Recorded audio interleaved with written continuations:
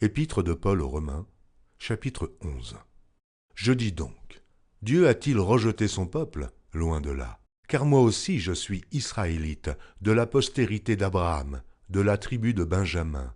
Dieu n'a point rejeté son peuple qu'il a connu d'avance. Ne savez-vous pas ce que l'Écriture rapporte d'Élie? Comment il adresse à Dieu cette plainte contre Israël? Seigneur, ils ont tué tes prophètes, ils ont renversé tes autels. Je suis resté moi seul, et ils cherchent à m'ôter la vie. Mais quelle réponse Dieu lui fait-il? Je me suis réservé 7000 hommes, qui n'ont point fléchi le genou devant Baal. De même, aussi dans le temps présent, il y a un reste, selon l'élection de la grâce.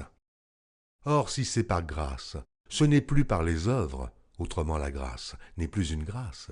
Et si c'est par les œuvres, ce n'est plus une grâce, autrement l'œuvre n'est plus une œuvre. Quoi donc? Ce qu'Israël cherche, il ne l'a pas obtenu, mais l'élection l'a obtenu, tandis que les autres ont été endurcis. Selon qu'il est écrit, Dieu leur a donné un esprit d'assoupissement, des yeux pour ne point voir, et des oreilles pour ne point entendre, jusqu'à ce jour. Et David dit, que leur table soit pour eux un piège, un filet, une occasion de chute et une rétribution.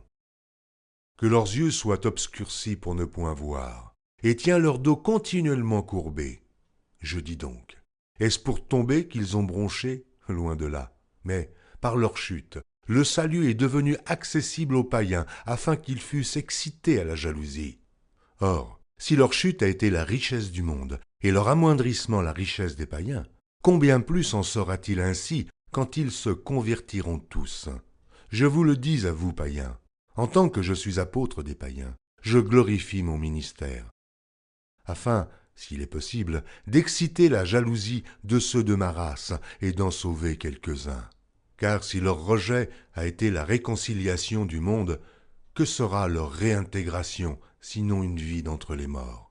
Or, si les prémices sont saintes, la masse l'est aussi, et si la racine est sainte, les branches le sont aussi. Mais si quelques-unes des branches ont été retranchées, et si toi, qui étais un olivier sauvage, tu as été hanté à leur place et rendu participant de la racine et de la graisse de l'olivier, ne te glorifie pas aux dépens de ces branches.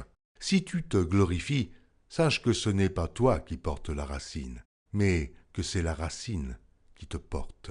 Tu diras donc, les branches ont été retranchées afin que moi je fusse hanté. Cela est vrai. Elles ont été retranchées pour cause d'incrédulité, et toi, tu subsistes par la foi. Ne t'abandonne pas à l'orgueil, mais crains. Car si Dieu n'a pas épargné les branches naturelles, il ne t'épargnera pas non plus. Considère donc la bonté et la sévérité de Dieu. Sévérité envers ceux qui sont tombés, et bonté de Dieu envers toi, si tu demeures ferme dans cette bonté. Autrement, tu seras aussi retranché. Eux de même, s'ils ne persistent pas dans l'incrédulité, ils seront hantés, car Dieu est puissant pour les hanter de nouveau. Si toi, tu as été coupé de l'olivier naturellement sauvage, et hanté contrairement à ta nature sur l'olivier franc, à plus forte raison, eux seront-ils hantés selon leur nature sur leur propre olivier.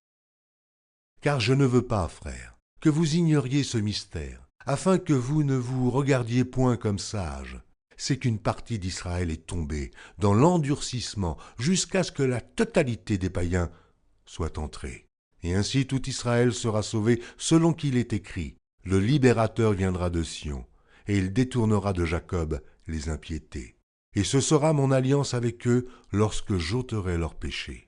En ce qui concerne l'Évangile, ils sont ennemis à cause de vous. Mais en ce qui concerne l'élection, ils sont aimés à cause de leur Père.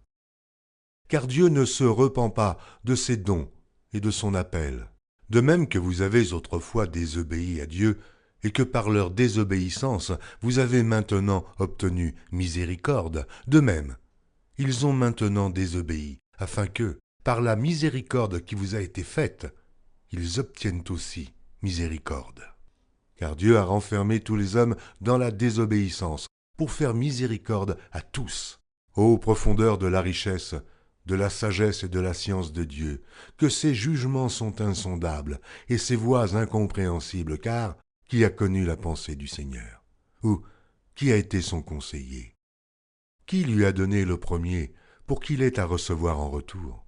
C'est de lui, par lui, et pour lui que sont toutes choses. À lui la gloire dans tous les siècles. Amen.